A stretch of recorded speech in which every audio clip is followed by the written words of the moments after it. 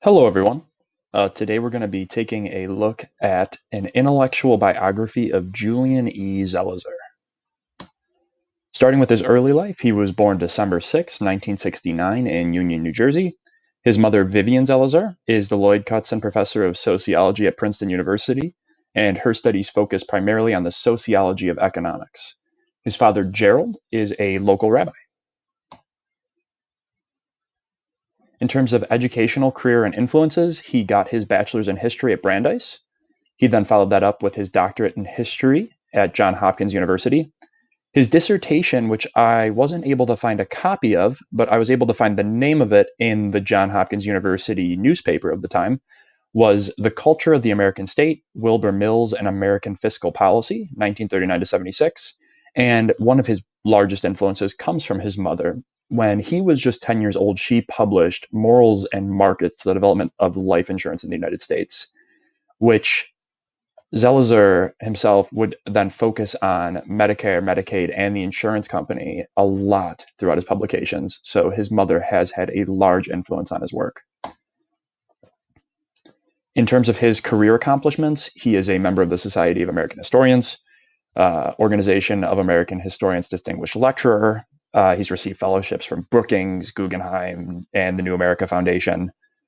He started off teaching as a professor of history and public policy at SUNY Albany, and then moved on as the Malcolm Stevenson Forbes Class of 1941 Professor of History and Public Affairs at Princeton. And he's been a professor at the university since 2007. In terms of his first published book, it is basically he took his dissertation, reformed it a little bit, and published it as Wilbur D. Mills, Congress and the State, 1945 to 1975.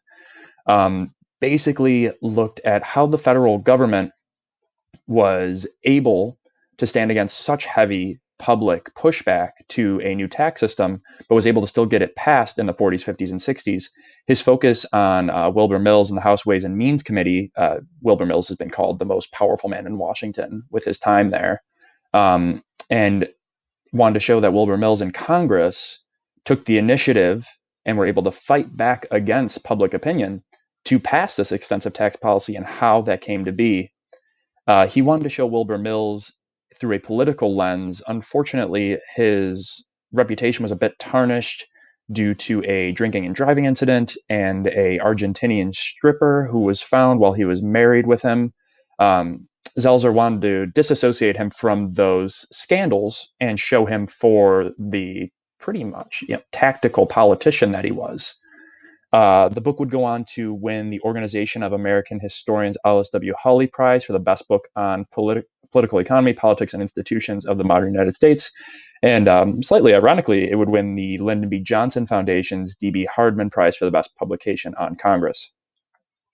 His second book on Capitol Hill, The Struggle to Reform Congress and Its Consequences, 48 to 2000, basically wanted to look at modern day political predicaments and slow to enact politics as a symptom of the destruction of the committee system.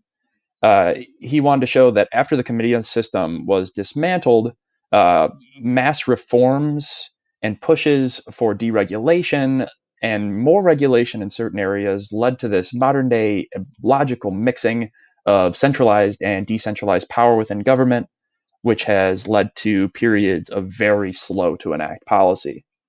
He followed that up with Arsenal of Democracy, the Politics of National Security from World War II to the War on Terrorism. Wanted to look at both parties' views on foreign policy historically. And his main argument is that it's actually domestic influence that has the largest influence over foreign policy and actions.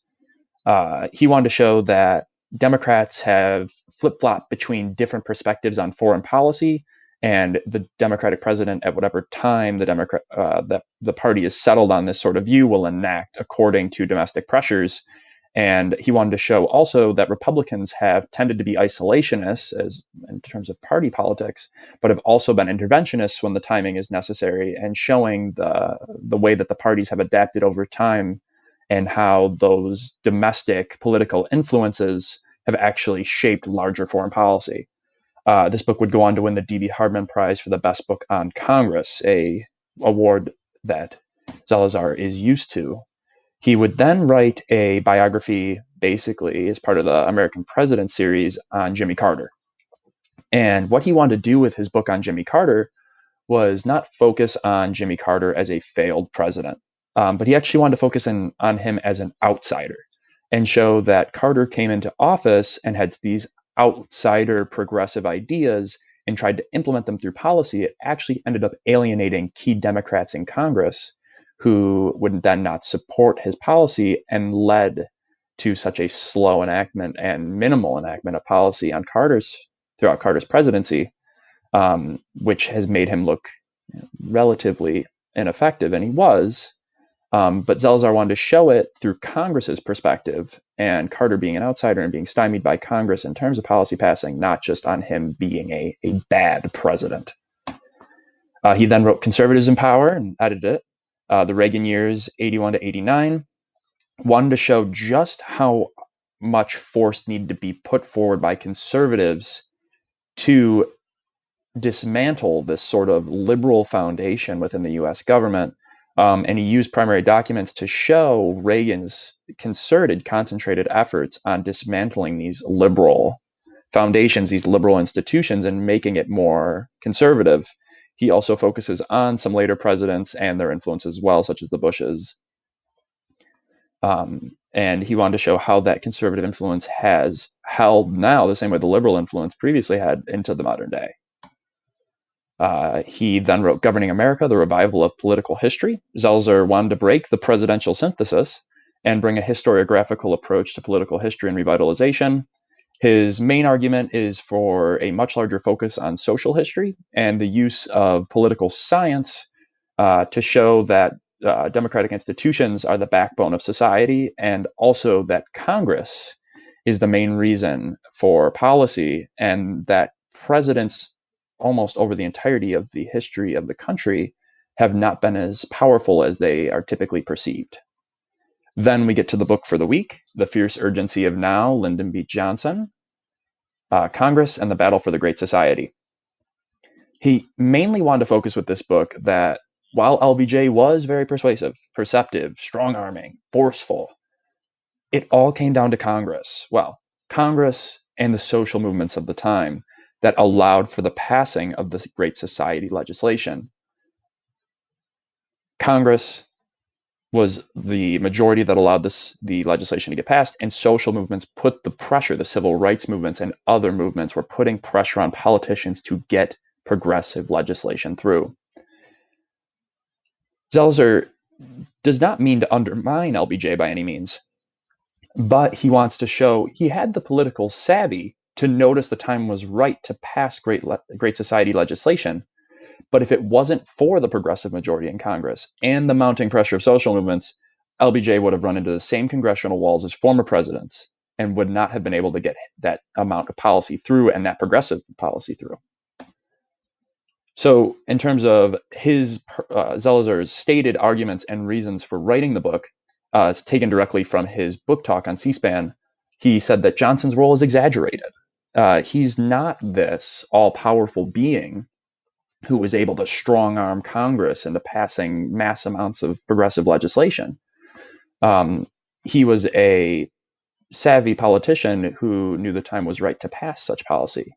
He also wanted to bring a less sentimental role to Great Society. He wanted to take this way that we look back at it at this time of great politicians and everything, and bring it into a more modern context to show the congressional influence, the influence of social movements, and how it wasn't just one man passing this policy. Reasons for writing, he actually says that after hearing multiple claims for Obama to be more like LBJ, he wanted to show that it wasn't just LBJ who passed all this policy. He argued that Obama was facing a conservative Congress that meant that his policymaking was obviously going to be hamstrung, and that he wasn't going to be able to pass policy the way LBJ was. So he wanted to show that these claims that Obama needs to start strong-arming politicians like LBJ and be forceful would never have worked, because he was going up against a conservative Congress who he couldn't strong-arm the way LBJ was able to. And he shows this specifically through his focus on 1966 to 68, where the conservative coalition started gaining more power in Congress. Southern Democrats were putting a pressure on LBJ, and the Vietnam War was being held over his head, where the policy stopped, basically, or slowed significantly. And LBJ wasn't able to pass it because Congress had started turning more conservative, and that is what he argues Obama has been facing. He wants that message to translate to modern times and show that Obama was unable to pass as much policy as he would have liked to because of Congress, not because he was a bad president or because he wasn't strong-arming people or politically savvy.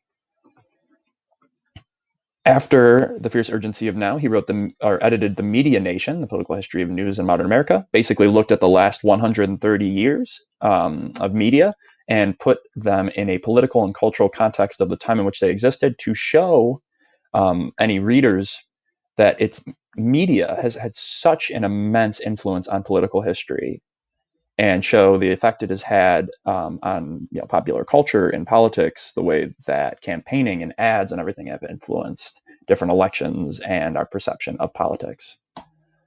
He then wrote a book on Obama, The Presidency of Barack Obama, First Historical Assessment. Again, he wanted to show, after wanting to write The Fierce Urgency of Now because of claims that Obama was too weak as a president, he wanted to show that Obama was a successful policymaker and does not receive the credit for the policy he was able to get passed.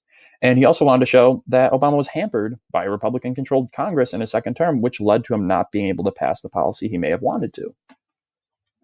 From there, he wanted to take a more broad history. He wrote Fault Lines, A History of the United States Since 1974.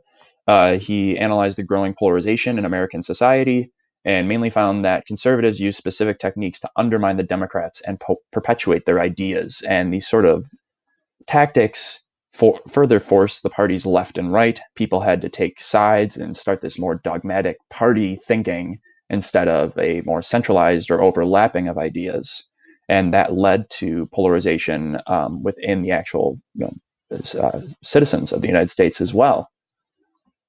His next book that he is currently writing is Burning Down the House, Newt Gingrich, The Fall of a Speaker and the Rise of the New Republican Party. It's going to be released in September of this year.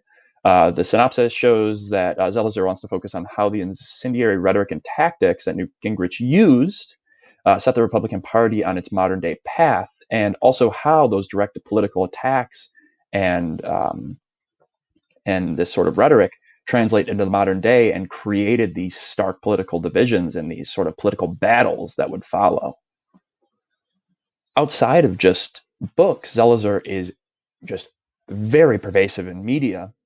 He does a weekly column for CNN, and he is a political analyst who will go on TV from time to time. He's a large contributor to The Atlantic. He's published over 1,000 op-eds.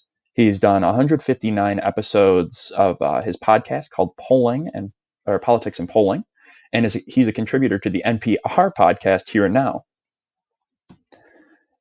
Overall contributions. Zelizer can't be boiled down to some singular sentence or even a small paragraph, but what he's wanted to do is highlight Congress. And he wants to show its power throughout history and the lacking of the power of the presidency, again, shifting the focus away from the presidential synthesis.